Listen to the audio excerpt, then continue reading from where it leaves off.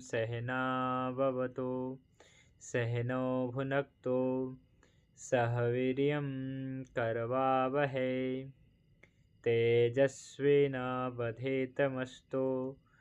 मा विद्विषावहै। ओम शांति शांति शांति। सभी को नमस्ते, प्रणाम, सत श्री अकाल मित्रों। भगवान धन्वंतरि की कृपा से आज की क्लास आरंभ करते हैं। आज का टॉपिक, हम एक नया टॉपिक पढ़ेंगे और अगले धातु के बारे में पढ़ेंगे। इससे पूर्व हमने मेद धातु, मेद पाचक पढ़ा था। अभी हम पढ़ेंगे अस्थि धातु। मेद धातु के बाद अस्थि धातु आता है, जिससे सभी पता है ये पांचवी धातु है। तो इसका जो है आज हम परिचय और कार्य और निर्माण, ये तीन चीज़ जानने वाले हैं। अस्थि धातु का परिचय और इसका कार्य यानी कि स्वरूप, और अस्थि धातु के कर्म, इसका कार्य क्या है, स्वरूप क्या है और निर्माण क्या है, निर्माण कैसे होता है अस्थि धातु का निर्माण। तो ये अन्य धातुओं की तरह भी इसका निर्माण होता है, जैसे आपका रस, रक्त आदि, मांस, मेद, ये सभी धातुओं को देखा आपने कि ये सभी जो है अग्नि से होता है। उसमें जो है धातवा अग्नि काम करता है, तो उसी प्रकार से अस्थि धातु के ऊपर भी लागू होगा। लेकिन इससे पहले हम लोग अस्थि धातु के परिचय और कार्य देखते हैं कि अस्थि धातु क्या है। ठीक है, तो अस्थि धातु के संदर्भ में क्या आया है कि मेद धातु के पश्चात आता है ये। और अस्थि, इसका अर्थ जो है इस प्रकार से हुआ है, नियुक्ति या व्युत्पत्ति। अस्थि यानी अर्थात जिसे फेंका जाए वह अस्थि है। मृत्यु होने के उपरांत भी आप देखते होंगे कि अस्थि का ही, है ना, क्या है कि प्रवाहित किया जाता है नदियों में, अस्थि को ही प्रवाहित किया जाता है। तो फेंकने के संदर्भ में अस्थि शब्द की उत्पत्ति अस्त धातु से हुआ है।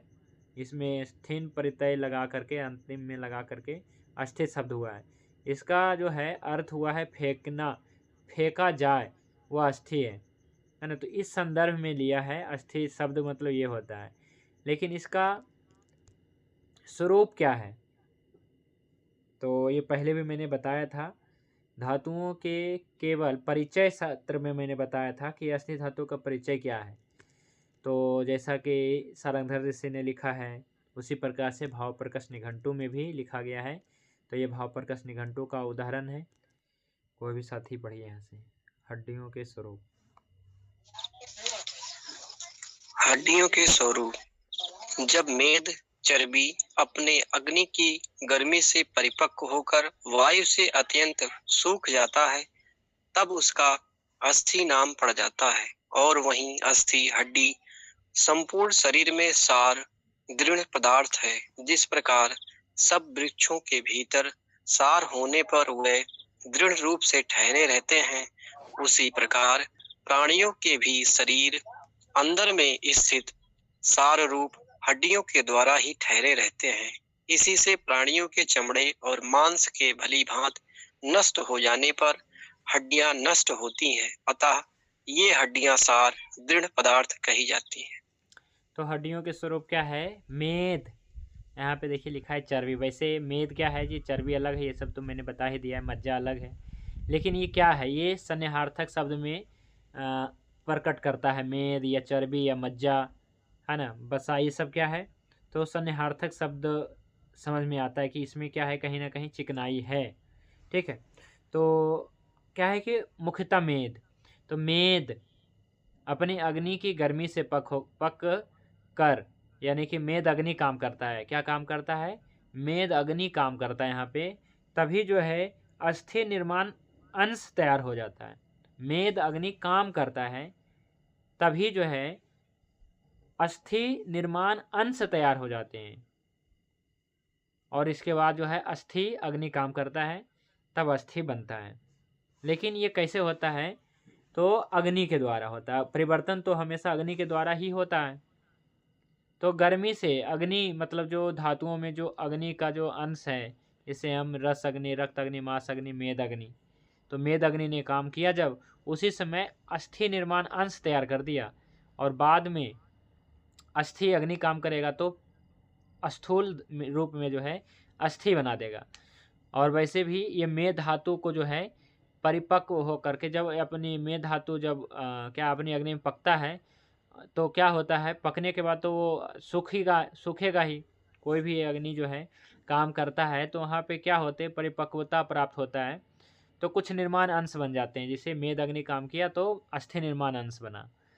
और ये जो है मेद क्या होता है, ये वायु द्वारा अत्यंत सुखा दिया जाता है। मतलब वायु, अगर हम महाभूतों के दृष्टिकोण से देखें तो अस्थि में जो है कौन से महाभूत हैं, है ना, तो इसमें वायु महाभूत है ना, पृथ्वी और वायु महाभूत है।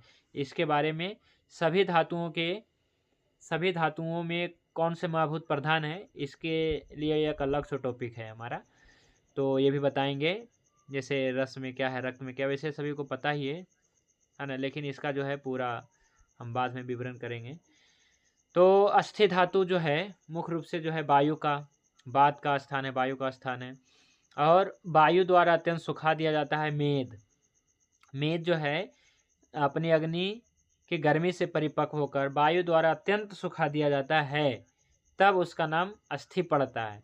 नहीं आया है ना, कि अत्यंत सुख जाता है वायु के द्वारा, अग्नि के द्वारा पक जाता है, वायु के द्वारा सुखा जाता है। तो जो मेद यानी कि वो एक प्रकार से स्नेह था, है ना, मेद, ठीक है, तो वो क्या हो गया है, जो पहले लिक्विड में था, इसमें क्या है पहले पृथ्वी और जल महाभूत था, लेकिन अब वो अग्नि से पक गया है तो उसमें कुछ नहीं बचा, पृथ्वी और वायु महाभूत बचा, है ना, उसमें जल महाभूत खत्म हो गया, क्योंकि अत्यंत गर्मी से परिपक्व होकर के वायु द्वारा अत्यंत सुखा दिया गया है ना। जैसे आप वस्त्र धोते हैं तो इसे आप सूर्य की गर्मी में डालते हैं, जहाँ पे सूर्य धूप अधिक लग रही हो, और दूसरी क्या है जहाँ पे वायु भी अधिक चल रही हो, तो देखेंगे कि वस्त्र जो है बहुत जल्दी सूख जाएंगे। तो ऐसा ही लेकिन पहले तो कपड़े गीले थे, तो इसी प्रकार से मेद क्या है जी, गीला है ना, एक चर्बी जैसा, एक स्नेह है, स्नेह अर्थ में प्रयोग होता है ना, एक प्रकार चिकनाई ही है ना, तो मेद है वो। लेकिन जब वो गर्मी से पक जाता है, वायु द्वारा सुखा दिया जाता है, तो उसका स्वरूप तो बदलेगा, क्या हो जाएगा, मेद से अस्थि बन जाएगा, क्योंकि वो वायु द्वारा अत्यंत सुखा दिया गया है, अग्नि द्वारा अत्यंत पका दिया गया है।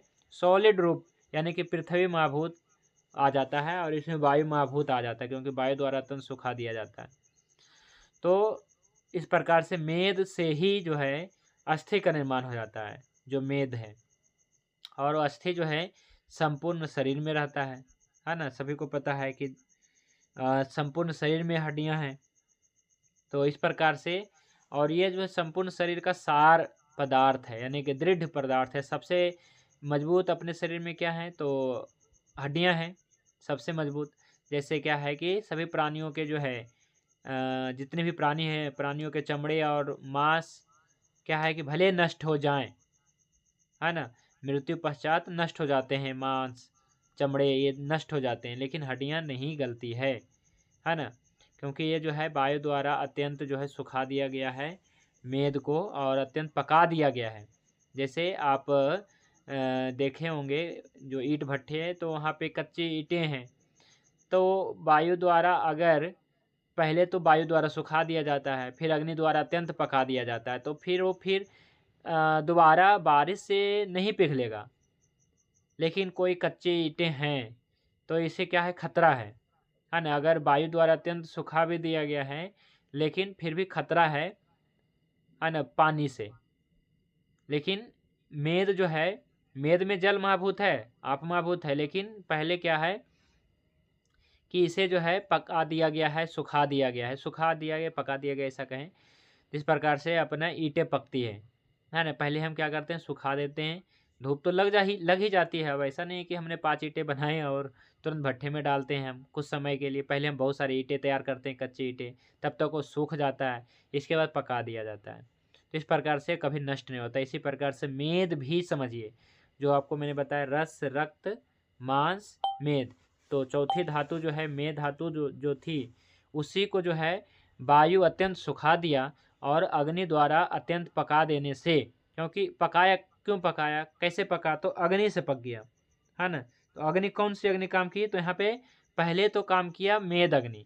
मेद अग्नि से थोड़ा क्या है कि ये केवल तैयार हुआ, वो अस्थि जो है, अस्थि नहीं तैयार हुआ, अस्थि निर्माण अंश तैयार हुआ। अब फिर क्या है, जब अस्थि अग्नि काम करता है, अस्थि अग्नि जब काम करता है, तब जो है स्थूल रूप में क्या बनता है, अस्थि बन जाता है।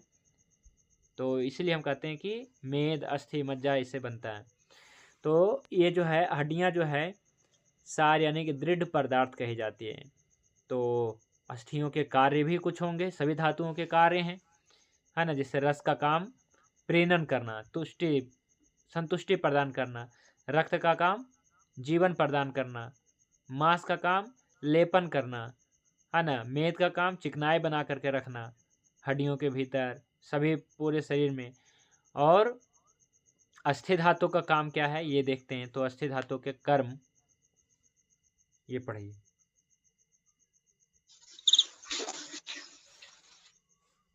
अस्थि धातु के कर्म। सुश्रुत ने अस्थियों के कर्मों को में देह धारण एवं मज्जा धातु की पुष्टि करना बताया है। देह धारण कर्म को स्पष्ट करते हुए पुनः कहा है कि जैसे वृक्ष अपने अंदर के सार के सहारे खड़ा रहता है, उसी प्रकार मनुष्यों की देह अस्थि के सहारे धारण की जाती है, क्योंकि अस्थियां शरीर का सार है। शरीर की स्थिति अस्थि कंकाल पर निर्भर रहती है। यह शरीर का ढांचा बनाता है और मांसपेशियां स्नायु द्वारा अस्थियों पर निबद्ध रहती हैं। अनेक मर्म स्तनों की सुरक्षा का दायित्व भी अस्थियों पर होता है।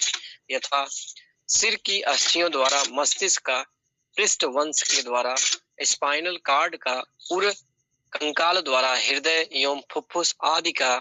इसके अतिरिक्त अस्थियां पीत एवं रक्त मज्जा को आश्रय भी प्रदान करती हैं। अस्थियों के अंदर सुशिर भाग का निर्माण वात द्वारा होता है। देखिए इसका अर्थ क्या हुआ, अस्थि धातु का कर्म। तो वैसे अस्थि धातु का दो काम हो सकता है।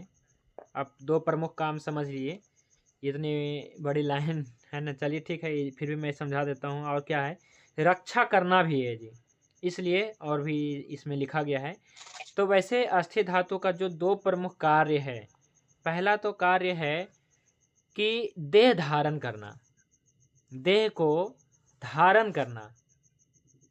यानी कि जैसे हम अभी बैठे हैं, तो हम बैठ इसलिए पा रहे हैं क्योंकि हमारा जो है हमारे अंदर अस्थि धातु है, काम कर रहा है, अस्थि धातु मजबूत है। जैसे हम बड़े बड़े जो है भवन बनाते हैं, तो हम इसमें क्या है कि सरिया डालते हैं, लोहे की डालते हैं, तो और अधिक मजबूत बनता है। भले पहले नहीं डाला जाता था, अभी भी जिनके पास अधिक व्यय करने के लिए घर में लगाने के पैसे नहीं होते, तो वैसे ईंटें लगा देते हैं, लेकिन वो उतना अच्छा सुरक्षित नहीं माना जाएगा। तो इसी प्रकार से अपने शरीर में क्या अस्थि है, तो अस्थि एक प्रकार से क्या है कि ये इस प्रकार से स्ट्रक्चर तैयार करता है। जैसे आपने मूर्तियाँ आपने देखा होगा, तो मूर्तियाँ तैयार कैसे होती है, सभी ने देखा होगा, है ना। हमारे देश में बहुत सारे देवी देवताओं के जो है समय समय पे मूर्तियाँ बनती हैं, गणेश जी का, सरस्वती जी का, लक्ष्मी जी का, काली जी का, है ना। इस प्रकार से शंकर जी का, विष्णु जी का, दुर्गा जी का, सभी राज्यों में बनता है। तो मूर्तिकार पहले क्या करता है, सबसे पहले क्या करता है कि जो पहले इसका कुछ बेस तैयार करता है उसका, है ना। तो इसके लिए हमने देखा है कि सबसे पहले जो है जो धान होता है, तो धान में से जो पुआल निकलता है, इसको खेर पुआर इस प्रकार से कहा जाता है। आप कुछ भी समझिए, जैसे ऊपर तो होता है धान की बालियाँ, तो वो तो हो गया इस्तेमाल। बाकी जो नीचे जड़ से लेकर के ऊपर तक, जैसे हम पशुओं को भी देते हैं खाने के लिए, तो पहले ये लेता है, इसको भिगो करके पूरा मतलब तैयार करता है। इसको रस्सी द्वारा बांधा भी जाता है। इस प्रकार से आपने देखा होगा मूर्तियों को बनते हुए, मैं तो बहुत देखा हूँ। मूर्तियाँ ऐसे बनाते हैं, तो मूर्तियाँ बनाते हैं, इसके बाद क्या करते हैं, तो ये हो गया अस्थि जी, एक स्ट्रक्चर प्रदान कर दिया। अगर हाथ को इधर टेढ़ा करना है, इधर टेढ़ा करना है ना। इसी प्रकार पैर को कहाँ रखना है ना। पैर को जो है सीधा रखना है या एक दूसरे पैर के ऊपर रखना है, कि होता है ना बैठने का अलग अलग जो है भगवान के अलग अलग होता है, स्वरूप होता है ना। तो इस प्रकार से क्या है कि एक हाथ आशीर्वाद देना है तो दूसरे हाथ से क्या, दूसरे हाथ में क्या रखना है, तो इस प्रकार से पहले ही वो पुआल द्वारा जो है इसका स्ट्रक्चर तैयार कर दिया जाता है। बाद में क्या लिपाई कर दिया जाता है मिट्टी की, अच्छा मिट्टी होता है जो मूर्ति निर्माण के लिए, तो लिपाई कर दिया जाता है। तो जो ये पुआल है आप इसे अस्थि धातु समझ जाते हो, अपने शरीर में भी एक प्रकार से कहिए स्ट्रक्चर है, पहले है, उसका नाम है अस्थि धातु। तो अस्थि धातु ने क्या किया कि स्ट्रक्चर तैयार किया और एक ढांचा तैयार कर दिया अस्थि ने, और इसमें जो है मांस धातु ने लेपन काम कर दिया। केवल अस्थि रहेगा, है ना, केवल पुआल को ही ऊपर से रंग देगा तो कोई मूर्ति नहीं बन जाएगा, है ना। लेकिन इसलिए क्या है, पहले मिट्टी की लिपाई किया जाता है ना, मिट्टी की बढ़िया मैंने लिपाई किया जाता है और खूब अच्छा से इसे जो है बार बार जो है गीली मिट्टी कपड़े से जो है इस प्रकार से हमने देखा है बार बार इसे किया जाए ताकि पूरा चिकना हो जाए, केवल मिट्टी लगाना भी नहीं, चिकना हो जाए। तो इसी प्रकार से मांस तो है, फिर इसके बाद जो है अपने शरीर में क्या है जी, तो त्वचा है। तो त्वचा भी क्यों दिया, ताकि और ज़्यादा चिकना हो जाए शरीर, है ना, और सुरक्षा प्रदान हो जाए। ठीक है, तो इसी प्रकार से, और इसके बाद तो फिर हम लोग और सुरक्षा प्रदान करते हैं, वस्त्र वगैरह पहन लेते हैं तो और ज़्यादा सुरक्षित हो जाता है।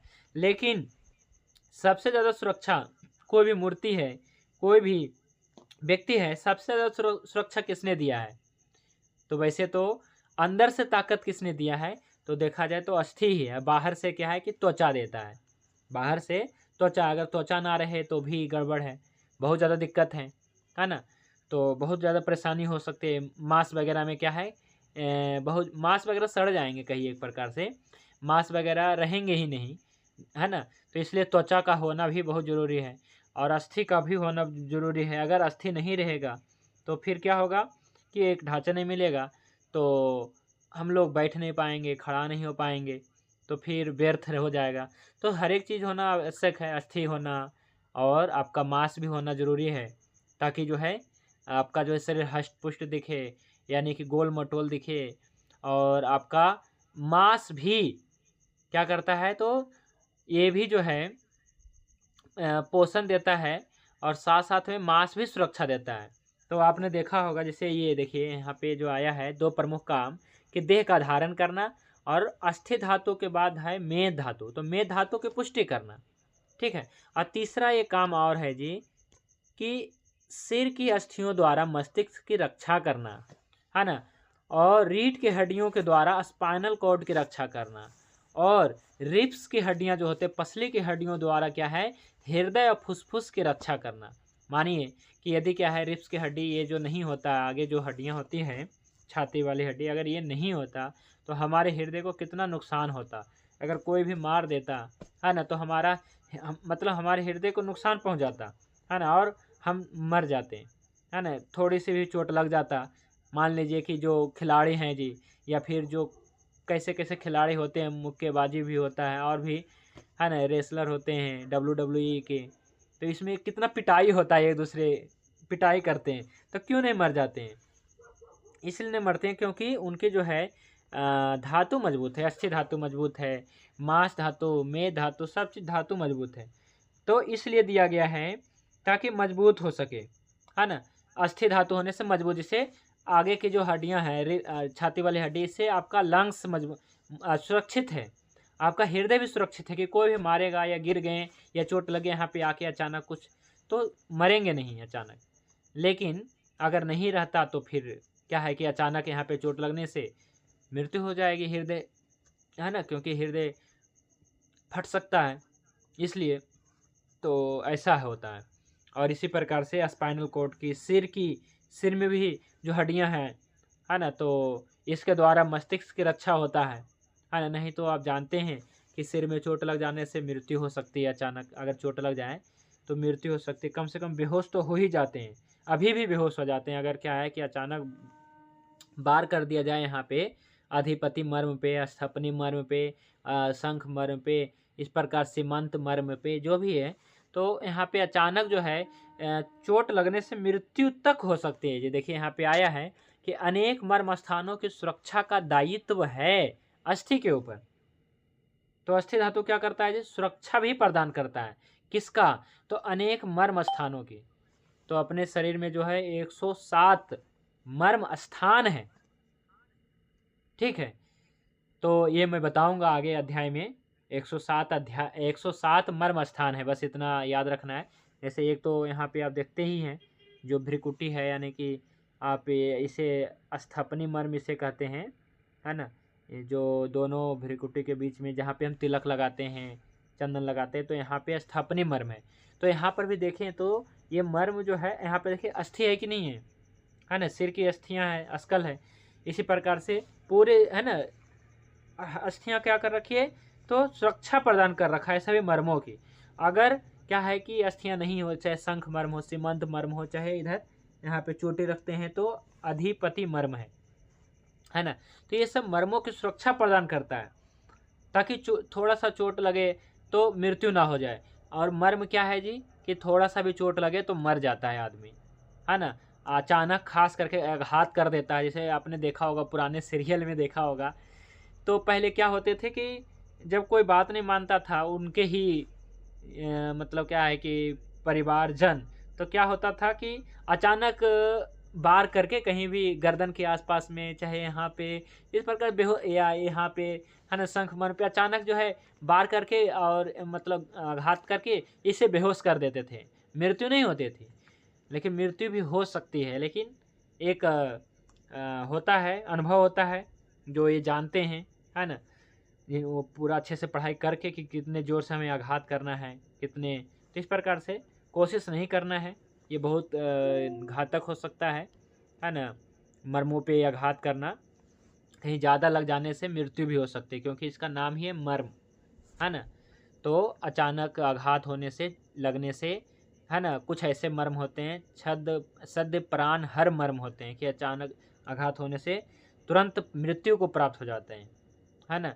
तो इस प्रकार से भी हैं, है ना।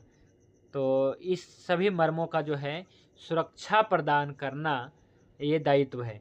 तो सभी जानते हैं। जैसे यहाँ पे मर्मों का हम बात कर रहे हैं, इसलिए अभी और भी इसके बारे में विशेष रूप से बताएंगे। जैसे भगवान श्री कृष्ण की मृत्यु आपने सुना होगा कि किसी बहेलिये ने, है ना, क्या है कि इनके पैरों में, पैर के तलवों में तीर मार दिया, है ना, तो मृत्यु हो गई। तो ये सुनने में बकवास लगेगा कि ये तो नहीं हो सकता है, पैर में तीर लगे तो मृत्यु कैसे हो सकता है, या तो विषैली होगी। लेकिन वो तो बहेलिया था, तो विषैली तीर क्यों छोड़ेगा? क्योंकि इसको तो शुद्ध खाना है ना बहेलिये को। जो तो क्या सोच के मारा कि कोई पक्षी होगी इसलिए मार दिया। लेकिन यहाँ पे श्री कृष्ण बैठे थे वृक्ष पे, तो क्या हुआ कि उनका जो है पैर में लग गया, है ना, पैर के तलवों में लगे। लेकिन कहाँ पे लगा? तो लग गया था हृदय मर्म पे। इसको कहते हैं तल हृदय मर्म, है ना। जहाँ पे लगा था, यानी कि जो पैर का है ना, बीचों बीच दोनों पैरों में, अब देखिए, तो यहाँ पे तल हृदय मर्म है। अगर यहाँ पे अचानक चोट लग जाए, आघात लग जाए, तो मृत्यु हो सकती है। अचानक तुरंत मृत्यु हो सकती है ना। पैर कटने से मृत्यु नहीं होगी, है ना। अगर आपका जो है घुटना से नीचे या पूरा जो है थाई कट गए, पूरा नीचे एक पैर कट गया, दोनों पैर कट के नहीं मरेंगे। लेकिन यदि इस मर्म पे लग गया, इस मर्म पे लग गया, तो मर जाएंगे। रावण को जो है शीश काट दिया, ऐसा तो हम नहीं जानते हैं, लेकिन आपने सुना होगा कि रावण को शीश काटते थे, बार बार जो है जीवित हो जाता था। कुछ ऐसा रहा होगा कि ये नहीं मर रहा होगा, तो इसको नाभि में मारा गया, है ना। तो ये भी मर्म स्थान है ना। तो मर्म स्थान पे मारने से मर जाता है आदमी जी, है ना। तो इस प्रकार से मर्मों का सुरक्षा प्रदान करना आपका अस्थि धातु का कर्म है। और इसके अलावा देह को धारण करना, मज्जा को पोषण देना, देह को धारण करना, और मर्मों का सुरक्षा प्रदान करना। ये कही कि जैसे हृदय का रक्षा करना, लंग्स का रक्षा करना, आपके शरीर में जितने भी शरीर अवयव हैं, जो आपके शरीर में, स्टमक में जो जो भी हैं आपके कोष्ठ में, ये सभी का रक्षा करना, है ना। ये तो है, ठीक है। मर्मों के बारे में बताएंगे, अभी तो ये टॉपिक नहीं है ना।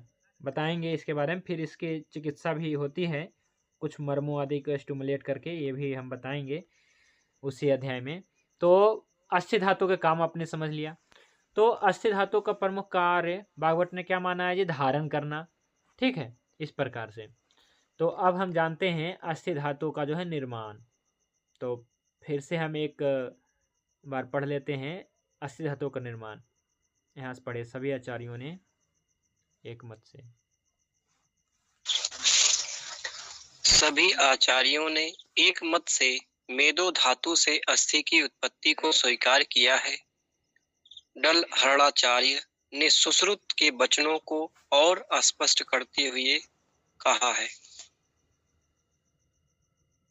मेदो धातु की उत्पत्ति के समय ये पढ़ना। मेदो धातु की उत्पत्ति के समय उसके प्रसाद अंश में उपस्थित अस्थि निर्माणक अंश पर अस्थि अग्नि की क्रिया के परिणाम स्वरूप प्रसाद अंश के स्थूल भाग से अस्थि का निर्माण एवं पोषण होता है। ठीक है, चरक देखिए क्या बताया है, अस्थि धातु का निर्माण, फॉर्मेशन ऑफ अस्थि धातु। देखिए हम इसे आसानी समझाता हूँ। यहाँ पे डल्हन शब्द आया है, तो चरक ऋषि जो थे और भागवत ऋषि, सुश्रुत ऋषि, जो भी ऋषि जो किताब लिख के गए ना, तो उसी के ऊपर जो है, जैसे हम वैद्य हैं, हम पढ़ रहे हैं, है ना, हम ये अपना सुश्रुत संहिता पढ़ रहे हैं, अष्टांग हृदय पढ़ रहे हैं, तो इसके ऊपर हम क्या कर रहे हैं जी? एक प्रकार से व्याख्या कर रहे हैं कि हम किस प्रकार से समझ रहे हैं, है ना, और क्या सही है ये भी हम लिख रहे हैं। तो हम जो बना रहे हैं तो एक प्रकार से टीका है। टीका मतलब होता है कि इसके ऊपर टिप्पणी करना, है ना।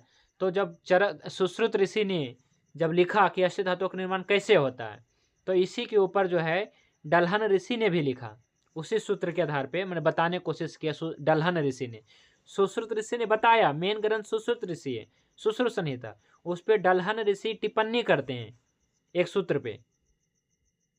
तो क्या लिखा गया है कि मेदो धातु की उत्पत्ति के समय, है ना, मेदो धातु की उत्पत्ति के समय, जब मेद धातु की उत्पत्ति हो रही थी, उस समय उसके प्रसाद अंश में, मैंने क्या बताया था कि कोई भी धातु अग्नि काम करता है तो एक प्रसाद भाग बनता है, एक मल भाग बनता है ना, और स्थूल भाग तो वही धातु बनता है। जैसे हम आपको जो है कहाँ से लेके चलें, रक्त से लेके चलते हैं। जैसे रक्त निर्माण अंश है, उस पर रक्त अग्नि की क्रिया हुई, एक अग्नि की क्रिया हुई, क्योंकि धातुओं में अग्नि है, तो एक सार भाग बनेगा। तीन चीज बनेगा वैसे, सार भाग, किट भाग, और वो धातु खुद भी बनेगा।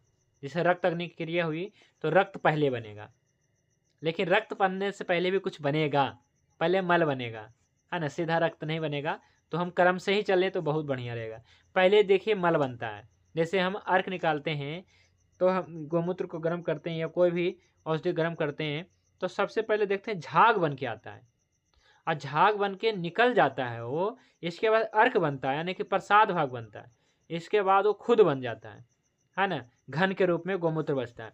तो जैसे रक्त अग्नि की क्रिया हुई, रक्त निर्माण अंश पे रक्त अग्नि की क्रिया हुई, तो पहले मल बन गया, मल इसका पित्त होता है, फिर जो है बन जाता है सूक्ष्म भाग, और स्थूल भाग खुद रक्त बनेगा। और सूक्ष्म भाग में दो चीज़ें बनेगी, हमेशा दो चीज़ें बनती आ रही है ना। सूक्ष्म भाग यानी कि प्रसाद भाग, ठीक है, यही पे प्रसाद भाग हम इसे समझेंगे।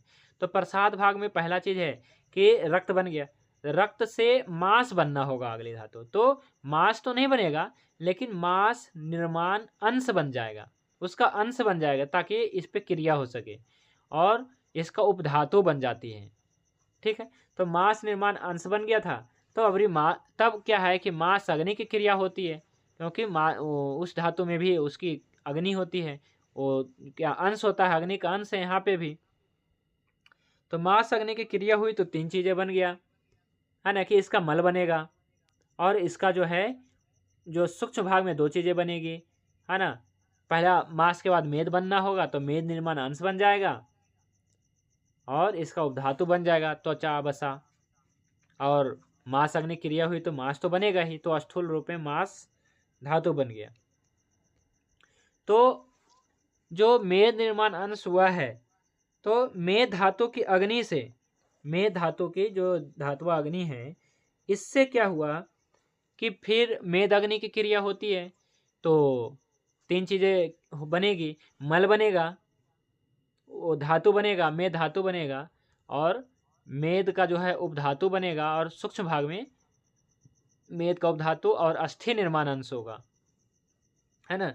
तो यहाँ पे यही बताया गया है कि मेद धातु की उत्पत्ति के समय उसके प्रसाद अंश से, यानी कि सूक्ष्म भाग में उपस्थित अस्थि निर्माण अंश पे, देखिए जी यहाँ पे स्पष्ट है कि अस्थि निर्माण अंश पर अस्थि अग्नि की क्रिया के परिणाम स्वरूप प्रसादांश, है ना, यानी प्रसाद अंश से के स्थूल भाग से अस्थि का निर्माण एवं पोषण होता है। तो अस्थि निर्माण किससे होता है जी? स्थूल भाग से होता है। हर एक धातु जो है निर्माण किससे हो रहा है? स्थूल से हो रहा है ना। मल से तो उसका मल बन रहा है, ठीक है। तो मल क्या है जी? अस्थि धातु का मल हमने बताया था, नाखून बताया था। अस्थि धातु का जो मल क्या है जी? नाखून है। और उपधातु क्या है जी? तो दांत है, ठीक है। ये तो बता दिया था मैंने। तो क्या होता है कि अस्थि निर्माण अंश पे अस्थि अग्नि की क्रिया होती है। अस्थि अग्नि की क्रिया होती है, तीन चीजें बनेगा। पहला मल बनेगा, मल के रूप में बताया गया है नाखून, केश, रोम भी बताया गया है ना। और अस्थि धातु का उपधातु वैसे क्या है कि नाखून है ना। नाखून को यहाँ पे हम लेंगे, है ना। और मल को हमने माना है, अस्थि धातु का जो मल है नाखून को माना है, नाखून मल है। और जो दांत हैं वो उपधातु है। ये क्लियर है जी, ठीक है। तो और स्थूल रूप में जब अस्थि अग्नि की क्रिया हुई, अस्थि निर्माणांश पे अस्थि अग्नि की क्रिया हुई, तो स्थूल रूप में तो अस्थि धातु बना, यानी हड्डी बना। और सूक्ष्म भाग में क्या बन गया जी? दो चीजें बनेगी, है ना। इसका सूक्ष्म भाग में दो चीजें बनेगी, मज्जा निर्माण अंश बनेगा, है ना। और इसके साथ में जो है उपधातु बनेगा, जो क्या है कि दांत होते हैं। कहीं कहीं क्या है, चरक ऋषि ने अस्थि धातु का उपधातु नहीं माना है। तो ये जो चार्ट बना है ना अस्थि, ये बागवट ऋषि चरक ऋषि के अनुसार बन गया है, बनाया है। तो इसलिए यहाँ पे लिखा है उपधातु कोई नहीं है, लेकिन है जो मैंने जो चार्ट बनाया है, जो पहले भेजा है मैंने ग्रुप में, धातु और उपधातु में, इसमें मैंने बताया था कि अस्थि धातु का उपधातु आपका दांत है, और मल जो है नाखून है। इसलिए हम नाखून को, मल को काटते रहते हैं, दांत को हम नहीं काटते हैं। हम चाहते हैं कि हमारा दांत जो है लंबे समय तक टिके, है ना। तो धातु जो है वो पोषण देता है, धारण करता है, पोषण का, हाँ, धातु जो है धारण और पोषण दोनों करता है, पर उपधातु केवल धारण करता है। जैसे दांत है, तो दांत हमारे पोषण नहीं करता, लेकिन हमारे को चाहिए। दांत नहीं होगा तो धारण कैसे होगा? मतलब हम भोजन नहीं कर पाएंगे, इसलिए। और मल तो हमें निकलते रहना चाहिए, है ना। चाहे जैसे केस हैं, तो केस को भी क्या है, निकलते रहना चाहिए, काटते रहना चाहिए, ऐसा बताया है। फिर इसी प्रकार से आपका स्वेद है, ये भी मल है। पित्त है, ये भी मल है। कफ है, ये भी मल है ना। स्वेद यानी पसीना, ये भी मल है। और आपका नाखून भी मल है, तो नाखून भी काटते रहना चाहिए।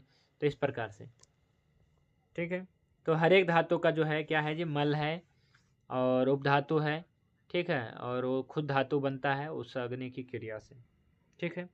तो आज हमने छोटा सा टॉपिक लिया है ताकि सभी साथी आज से ज्वाइन हो जाएं। और आज से क्लास जो है रेगुलर रहेगा, शनिवार और रविवार को भी जोड़ेंगे क्लास में, ताकि जो है अपना टॉपिक आगे बढ़ सके। जो हमने छुट्टियां किया है 2 दिन 3 दिन, इसके लिए, ठीक है जी। तो टॉपिक से रिलेटेड कोई भी साथी का प्रश्न है तो पूछ सकते हैं। ये कैसे बनता है ना, इसका कुछ समझने में प्रॉब्लम है तो बता दीजिए। हाँ जी, पूछिए। नमस्ते सर। नमस्ते। समश्रु क्या है? ये संस्कृत के वर्ड जो लिखा है, दाढ़ी मोछ है। अच्छा, जो ये जो है ना, ठीक है। हाँ, केस, हाँ जी। रोम, है ना। और ये जो आया है दाढ़ी मोछ के समश्रु जो है, तो इस पे मत जाइए, इसको हम हिंदी में करेंगे। और मल के रूप में हम यहाँ पे नाखून को लिखेंगे। ये जो है ना, चरक संहिता के आधार पे बन गया है। मतलब जो बनाया है ये चरक संहिता के आधार पे जो बनाया गया है, और हमने आपको बताया था सारंगधर संहिता के आधार पे। हालांकि ये गलत नहीं है, ये बिल्कुल गलत नहीं है। इसलिए क्या है कि ये भी सही है। जब चरक संहिता में लिखा है तो ये गलत कैसे हो सकता है ना। ये है। तो हम क्या करते हैं, मज्जा केस को ना हम उपधातु मानते हैं। कोई कोई मल मानते हैं, कोई कोई मतलब मल मानते हैं, कोई उपधातु मानते हैं। तो जो सारंगधर ऋषि हैं वो केस को, जैसे यहाँ पे आ गया अस्थिर धातु का मल के रूप में, लेकिन केस को जो है उपधातु माने, है ना। क्योंकि केस क्या करता है, जो धारण करता है ना। शरीर को धारण मतलब चाहिए ऐसा जरूरी नहीं है, लेकिन हो तो अच्छा है ना। और चाहिए ही चाहिए, मतलब एक प्रकार से कहिए चाहिए ही चाहिए। हाँ, यहाँ पे है ना, जहाँ पे हम सिखा रखते हैं वहाँ पे तो चाहिए ही चाहिए। इससे क्या होता है कि हमारे जो मर्म है ना वो सुरक्षित होते हैं। तो केस चाहिए ही चाहिए जी, इसलिए उपधातु है ना। जो नहीं चाहिए वो मल है। जैसे क्या नहीं चाहिए जी, जैसे नाखून नहीं चाहिए। क्या नाखून किसी को चाहिए?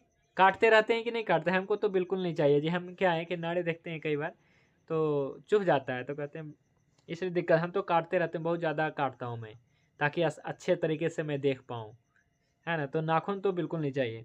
हालांकि थोड़ी बहुत चाहिए, है ना। कई बार काम आते हैं, कुछ कार्य ऐसे भी होते हैं जैसे नाखून से किए जाते हैं। पसीना चाहिए कि नहीं चाहिए? तो नहीं चाहिए, लेकिन पसीना निकलनी चाहिए, है ना। और जीभ का मल वगैरह ये सब निकलनी ही चाहिए। कान का, नाक का, जीभ का मल निकलनी चाहिए। तो हमें ये नहीं चाहिए, मल नहीं चाहिए। नेत्र मल, नेत्र में से भी मल निकलता है, ये हमें नहीं चाहिए। तो इस प्रकार से जो मल है नहीं चाहिए, लेकिन उपधातु चाहिए, है ना। जैसे रस का उपधातु स्तन्य, तो हमें चाहिए ही चाहिए, है ना। रक्त का जो है कंडरा सिरा आर्तव, है ना। और पित्त का जो है मल के रूप में आया है, तो मल नहीं चाहिए। रक्त का जो मल है, पित्त और आर्तव, ये नहीं चाहिए, है ना। और मांस का जो बसा और त्वचा, ये हमें चाहिए। त्वचा हमें चाहिए ही चाहिए, है ना। जो मांस का उपधातु है बसा और त्वचा, जो हमें चाहिए, जरूरी है हमारे शरीर में उपलब्ध, माने हमारे शरीर में होना बहुत जरूरी है। अगर त्वचा नहीं रहेगा, बसा नहीं रहेगा, तो हमारे शरीर के अंगों की रक्षा कैसे होगी। लेकिन मांस का मल जो है, कर्ण जिह्वा नासिका मल है, हमें नहीं चाहिए। इसे हमें बाहर करना है, अगर है भी तो बाहर करना है जी, है ना। इस प्रकार से ही आया है कि जो चाहिए मुझे, तो वो क्या है कि धातु, मतलब जो जो चाहिए ही चाहिए वो तो धातु है। और और बाकी क्या है, जैसे केस है, नहीं भी रहेगा तो हम जिंदा रह सकते हैं, ऐसी बात नहीं है। दांत है, नहीं भी रहेगा जिंदा रह सकते हैं। लेकिन क्या है कि अगर अस्थि नहीं रहेगा, रस नहीं रहेगा, रक्त नहीं, तो बिल्कुल जिंदा नहीं रहेंगे। और बाकी मल रहे या ना रहे कोई अंतर नहीं पड़ता है, लेकिन निकलते रहना चाहिए शरीर से, अंदर शरीर में रुकना नहीं चाहिए। तो इस प्रकार से जैसे मेद है, अभी हम अस्थि धातु पढ़ रहे हैं, तो अस्थि धातु का ऐसा चरक ऋषि ने लिखा है कि इसका मल है केस, है ना। रोम, जो पूरे शरीर पे रोम होते हैं, केस हैं बाल दाढ़ी का, समश्रु मतलब बाल दाढ़ी मोछे वगैरह का, तो ये सब मल है। पर जो सारंगधर ऋषि ने लिखा है, केस को, स्पेशल केस को बताया है, बालों का केस को, कि ये जो है मज्जा धातु का उपधातु है ना। मल नहीं माना है, क्योंकि हमें केस चाहिए, अच्छा रहता है ना, खास करके मर्मों की सुरक्षा के लिए जी। ठीक है, और कोई प्रश्न? जी सर, मेरा एक प्रश्न है। और सर जैसे कि केस है, दांत है, तो ये अस्थि धातु के उपधातु है।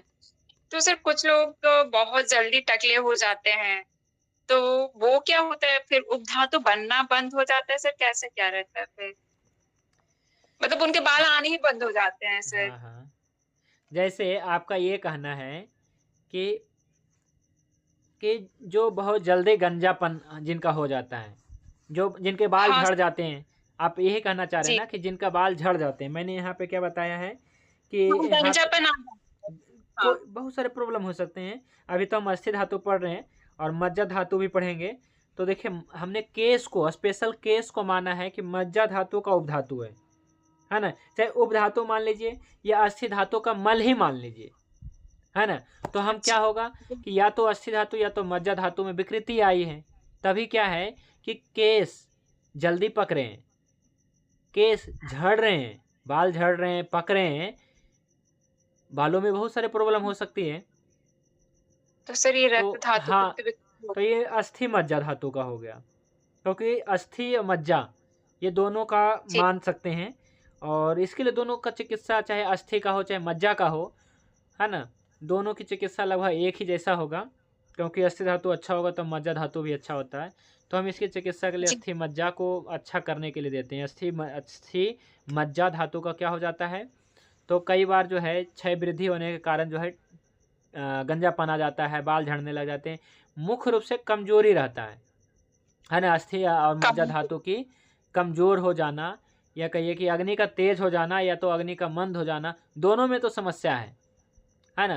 जी अगर सर क्या है कि अस्थि धातु का अगर अग्नि मंद हो जाता है, तो अगर ये मल मानते हैं इसे, है ना, तो मल अधिक बनने लगेगा, तो हम क्या करें, अस्थि धातु की अग्नि को मंद कर लें क्या, तो ये एक प्रकार से कमज़ोर होगा, जो भी बाल बनेंगे वो बहुत ज़्यादा झड़ेंगे, है ना। झड़ेंगे और यदि क्या अस्थि धातु की अग्नि तेज हो जाएगी, तो अग्नि हम्म, तेज होने से बाल पक जाएंगे, है ना। अच्छा जी अग्नि तेज हो गया तो धातुओं का क्षय हो जाएगा, क्षय हो जाएगा तो क्या होंगे कि बहुत जल्दी पक जाएंगे, झड़ेंगे भी, तो ऐसा ही है। पर क्या है कि इसके हम समझते हैं, अभी मज्जा धातु के बारे में भी पढ़ेंगे।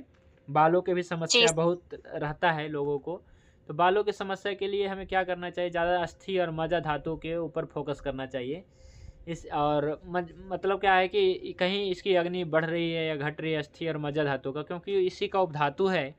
या तो आप अस्थि धातु का मल मान लीजिए, या फिर जी मज्जा धातु का उपधातु मान लीजिए। तो जो सारंगधर ऋषि ने लिखा है वो मज्जा धातु का माना है, मज्जा धातु का केस, मज्जा धातु का उपधातु माना है। भागवत ऋषि ने जो है अस्थि धातु का ही मल माना है, तो एक ही बात है। जी ठीक है, अस्थि मज्जा। जी धन्यवाद। नमस्कार। नमस्ते। मेरा कुछ सवाल है, कुछ टॉपिक से और कुछ टॉपिक से हटके। टॉपिक से पूछिए। तो पहला टॉपिक से है कि जैसे कि अगर किसी का अस्थि धातु विकृत होगा तो हम लोग क्या उसको रस धातु से चलाना स्टार्ट करेंगे या सीधा अस्थि धातु पे आएंगे? दो चीज़ें होंगी ना यहाँ पे, या तो अस्थि धातु का क्षय हो जाएगा, या तो अस्थि धातु की वृद्धि हो जाएगा, या अग्नि मंद हो जाएगा या तो तेज हो जाएगा। अब देखिए किसी के दांतों में समस्या है, दांतों में क्या है जी, दांतों का क्षयात्मक संप्राप्ति हो गई, यानी कि दांत आजकल क्या होने लगे हैं, दांतों में आजकल क्या होने लगे हैं, दांत समय से पहले ही टूट रहे हैं, झड़ रहे हैं। तो दांतों की बहुत सारी समस्या है। तो हमने तो आप देखते ही होंगे कि जो 2 साल के बच्चे हैं, 3 साल के, 4 साल के बच्चे हैं, बहुत ज़्यादा चॉकलेट खाने लगे हैं। तो क्या माने, उनके दांत तो सड़ गए सभी, दांत तो सड़ गए ना, आपने देखे होंगे, है ना। तो दांत सड़ गए तो कारण क्या है, अस्थि धातु का क्षय कारण हुआ है, वृद्धि हुआ, क्या हुआ है, तो नहीं, यहाँ पे ऐसे कारण नहीं है, यहाँ पे बाह्य कारण आ गया, दोषज नहीं है। एक हमेशा रोग हमेशा देखिएगा दोषज है या फिर आगंतुज है, आपने अपने आप उत्पन्न हुआ है कि आपने बुलाया है जबरदस्ती, समझ रहे हैं। जैसे आपको बुखार हुआ है कि आपने बुखार को बुलाया है, रोग आपको हुआ है ये आपने रोग को बुलाया है। जैसे मान लीजिए किसी को कैंसर हो गया और कुछ नहीं खाता है, ऐसा मतलब बाहर का कोई डाइट नहीं लेता है, ऑर्गेनिक भी खाता है मान लीजिए, लेकिन फिर भी कैंसर हो जाता है, तो इसका मतलब जानते क्या हुआ, ये दोषज हुआ, समझ रहे हैं, कि बाहर की कोई भी चीज नहीं खाया, अपने खेत का खाया, ऑर्गेनिक फूड खाया, लेकिन फिर भी कैंसर हो गया, तो इसका मतलब है दोषज, दोषज है। और मान लीजिए कि जो व्यक्ति बाहर का फूड खाता है, केमिकल वाला फूड खाता है, पॉलीथीन पैक जो है डब्बे बिस्किट और दूध पीता है, तो आपको दोषज नहीं है, आपने इनवाइट किया कैंसर को, आ जाओ, आपने ये आगंतुज हो गया, है ना। मान लीजिए किसी के दांत खराब हो रहे हैं, दांत खराब हो रहे हैं और सब नॉर्मल है, चॉकलेट नहीं खाते हैं, अच्छा दातुन भी करते हैं, दंतमंजन भी करते हैं, लेकिन दांत सड़ गया, तो ये हो गया दोषज। और एक ऐसे बच्चे हैं जो 4 साल के हैं और चॉकलेट खा के अपने दांत को सड़ा लिए, दांत सड़ जाते हैं, बिल्कुल काले पूरे सड़ जाते हैं, तो ये हो गया आगंतुज कि आपने दांत को सड़ाया, आपने सड़ाया, है ना, नहीं सड़ता लेकिन आपने खराब किया। तो अगंतुज देखना है, हमेशा देखना है कोई भी रोग में, जैसे शुगर है, बीपी है, तो शुगर देखना है कि ये इसको हो गया है या फिर उसने बुलाया है शुगर को। अब मान लीजिए कोई कहता है कि हम 10-12 कप तो चाय पीना ही पड़ता है, जो हमारे को ऐसा काम ही है, हम प्रधान हैं, हम सरपंच हैं, हम किसी घर जाते हैं, है ना, तो हमें चाय देता है, मना नहीं कर सकते हैं।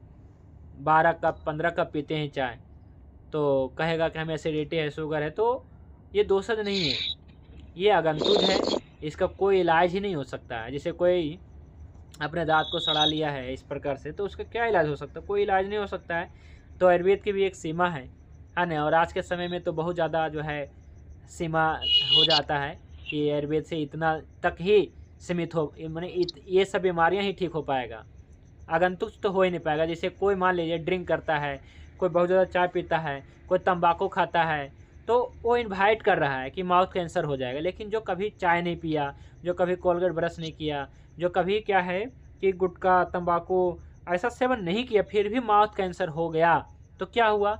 दोषज हुआ। तो हमेशा पूछ लेना है ना। आपको पता होनी चाहिए कि हम जो चिकित्सा कर रहे हैं या जो हमारे रोगी है दोषज है या फिर अगंतुज है। बुखार भी ऐसा ही कुछ होता है ना। या तो आप देखते होंगे कि कई बार आपने बहुत ज़्यादा ट्रैवल किया, बहुत ज़्यादा वर्क किया, या फिर आपको ततैया काट लिया, सर्प काट लिया, बिच्छू काट लिया, बहुत ज़्यादा दौड़े, बहुत ज़्यादा काम किए, तो आपको बुखार आ गया। तो ये होता है आगंतुज, कि आपके शरीर में ऐसा कुछ नहीं बिगड़ा बात पित्त कफ, लेकिन अचानक बिगड़ गया क्योंकि आपने अचानक ज़्यादा वर्क किया। और एक होता है कि आपने कोई काम नहीं किया, ऐसा कोई जलवायु परिवर्तन है, घर पे ही है, लेकिन आपका जो है जब बात पित्त कफ बिगड़ने से जो है आपका जो है ज्वर हुआ है, तो ये दोषज हो गया। और दोषज चीज़ हमेशा ज़्यादा घातक होता है, क्योंकि अंदर से उत्पन्न हुआ है ना, अपने आप धीरे धीरे उत्पन्न हुआ है।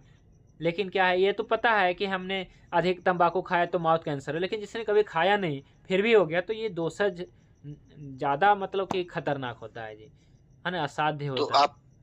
आपका कहना है अगंतुज जो होगा उसमें डायरेक्ट अस्थि धातु पे चला देंगे, काम कर लेंगे, और जो दोषज होगा उसको धीरे धीरे करेंगे। हाँ, धीरे धीरे करेंगे। इसको तो रस धातु से ही अच्छा करना है, क्षय हुआ है तो बढ़ाना है, वृद्धि हुआ है तो कम करना है थोड़ा। तो सब धातु, जैसे रस धातु का कुछ दिन चलाएंगे, फिर रक्त का चलाएंगे, फिर मांस का चलाएंगे, फिर मेद का चलाएंगे, फिर अस्थि का चलाएंगे। हाँ, देखिए चलाने का, देखिए क्या बताया मैंने कि रस पाचक, रक्त पाचक, तो पाचक तभी चलाना है ना जब अग्नि तेज हो, अग्नि मंद हो गई है। तेज में तो नहीं चला सकते ना, अगर तेज में चला दिए तो और ज़्यादा तेज हो जाके और सब कुछ खत्म हो जाएगा। जैसे मान लीजिए कि रक्त धातु का क्षय हुआ, रक्त धातु का क्षय हुआ मतलब क्या है, किसी के शरीर में ब्लड हीमोग्लोबिन कम है, तो अब क्या करेंगे? आप तो सोचेंगे कि रक्त पाचक, नाम है रक्त पाचक है तो रक्त को पाचन करेगा, रक्त को बढ़ा देगा, लेकिन नहीं, ये घटा देगा। समझ रहे क्यों? क्योंकि इसमें खुद तेज वायु आकाश में आभूत प्रधान है, तो ये क्या करेगा, रक्तगत अग्नि जो है तेज कर देगा, और तेज होने से उस धातु का क्षय कर देगा, है कि नहीं? तो इसलिए पाचक तभी देना है जब उसकी अग्नि मंद हुई है। अब मंद होने से क्या है, उस धातु की वृद्धि हुई, ना कि घटी हुई, तो वहाँ पे नहीं देना। जैसे मांस पाचक तभी देना है ना जब मांस धातु की वृद्धि हुआ है। कोई दुबला पतला है, आप उसको नहीं दे सकते हैं, नहीं देना है ना। मेद पाचक है, उसी को देना है ना जिसकी मेद बढ़ गई है, क्योंकि अग्नि मंद हुई है तो उस धातु की वृद्धि हुई है, तो हम पाचक दे रहे हैं। तो अस्थि पाचक उसी को देना है। आगे मैं अस्थि पाचक बताऊंगा, लास्ट तो अस्थि मज्जा पाचक ही है, ठीक है।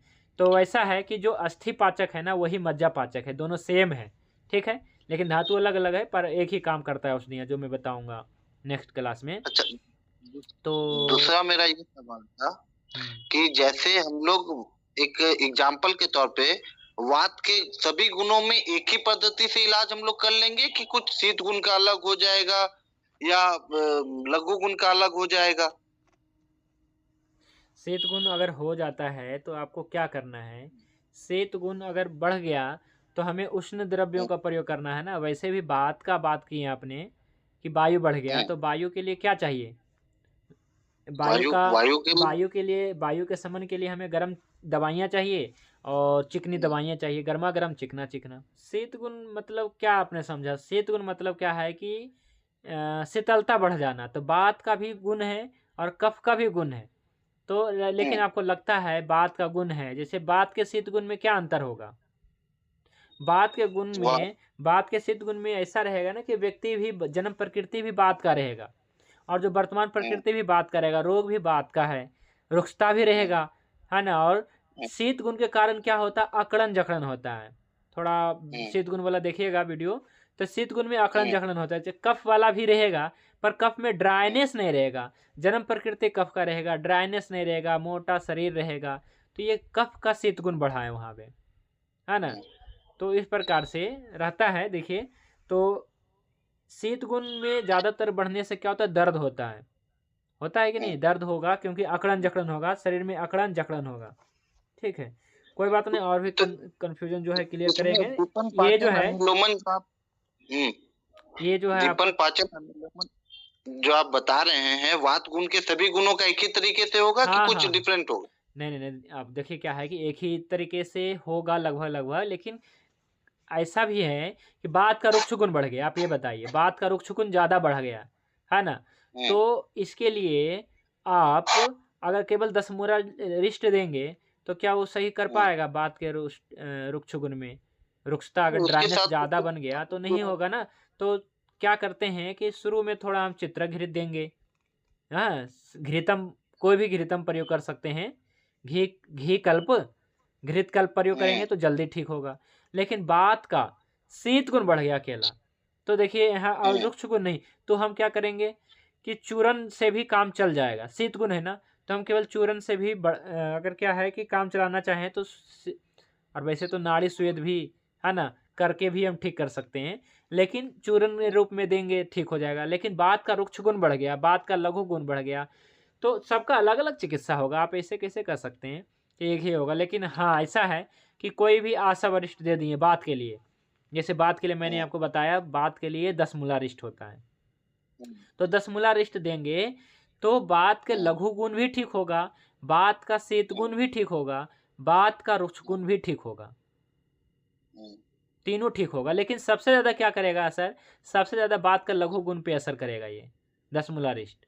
बात का कुछ शीत गुण को भी ठीक करेगा और बात का रुक्ष गुण को भी ठीक करेगा, लेकिन उतना नहीं करेगा रुक्षता जितना घी करेगा। आपको पता ही है घी में ज़्यादा चिकनाई है ना। तो इसलिए सबसे ज़्यादा जो है, तो अलग अलग गुणों की अलग अलग चिकित्सा करना है ना आपको। जैसे अगर क्या है कि बहुत ज़्यादा रुक्षता बढ़ी है तो रुक्षता के ऊपर फोकस करिए, तो घी कल्पना देना है। लेकिन आपको लगता है कि नहीं बहुत ज़्यादा रुक्षता है तो हम घी कल्पना दे दिए, लेकिन बहुत ज़्यादा शीतलता है, शीत गुण बढ़ गया, तो हम ऐसी औषधियाँ देंगे जो गर्म तासीर के हो। तो बात वाले को अगर आप घी और गर्मा गर्म दे देते हैं तो कोई नुकसान नहीं कर जाता है। जैसे चित्रा का घृत क्या है जी, गर्म है, और क्या है जी, चिकना है, तो गर्मा गर्म चिकना देने से बात के सब गुण बैलेंस होगा। तो आप ऐसा कर सकते हैं कि स्पेशल एक गुण बढ़ा तो स्पेशल एक गुण की दे सकते हैं, नहीं तो सब गुण का करना है तो गर्मा गर्म चिकना। बात की चिकित्सा क्या है जी कि गर्म होनी चाहिए, चिकनी होनी चाहिए। ये आज के लिए बस इतना ही। शांति पाठ करके आज की क्लास को विराम देते हैं। ओम ध्यो शांति अंतरिक्षम शांति पृथिवी शांति आपः शांति औषधयः शांति वनस्पतयः शांति विश्वदेवः शांति ब्रह्म शांति सर्वं शांति शांतिरेव शांति सामा शांतिरेधि। ओम शांति शांति शांति। सभी को नमस्ते, शुभ रात्रि। भगवान धन्वंतरि की कृपा आप सभी पे बने रहे। जय धन्वंतरि, जय आयुर्वेद।